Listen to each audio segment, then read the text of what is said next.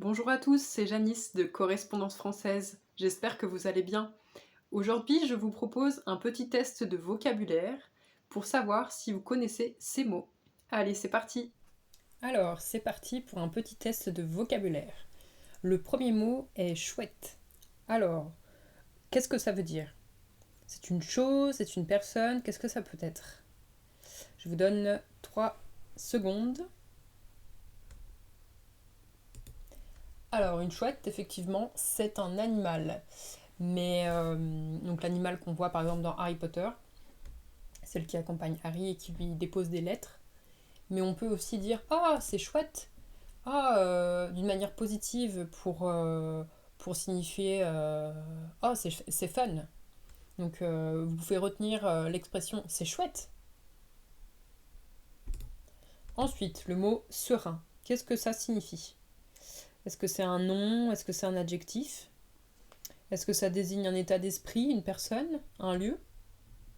Alors, vous en pensez quoi? En fait, serein, ça veut dire être calme. Là, par exemple, j'ai mis les illustrations du chat qui dort ou de l'enfant qui dort. Voilà, ils sont paisibles, ils sont en paix. Donc on peut utiliser cet adjectif serein.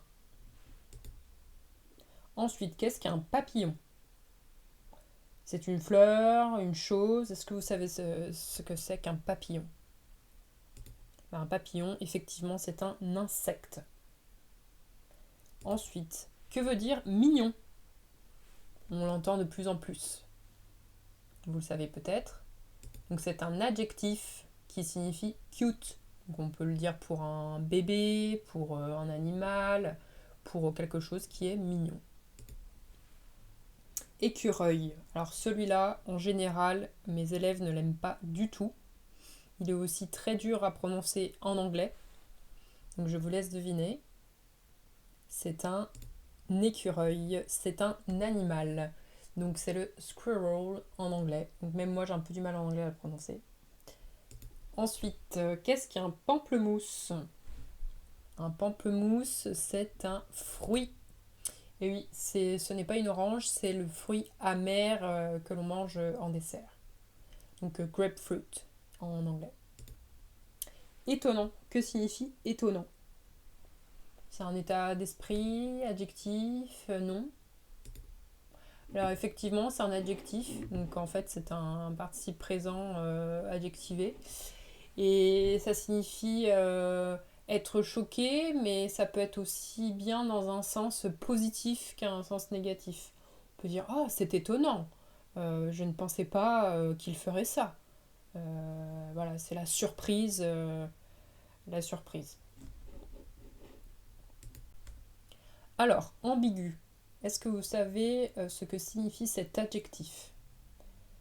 Ambigu, en fait, c'est quelque chose qui présente deux ou plusieurs sens possibles, qui a du coup des interprétations complexes et même incertaines. Frivole. On dit frivole, c'est un adjectif qui caractérise une personne. Qu'est-ce que ça peut signifier à votre avis? En fait, frivole, c'est une personne qui n'est pas sérieuse dans ses relations. Il n'a pas qu'une seule copine ou qu'un seul copain.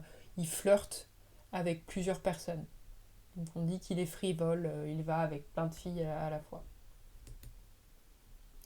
Et en dernier, qu'est-ce que signifie une allégorie? Qu'est-ce qu'une allégorie? Alors l'allégorie, c'est quand on représente une idée par une image.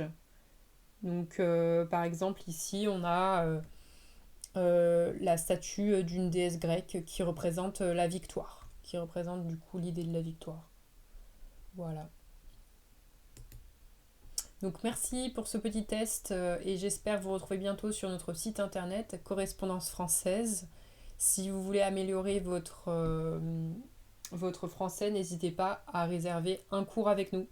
Allez, très bonne journée, à bientôt.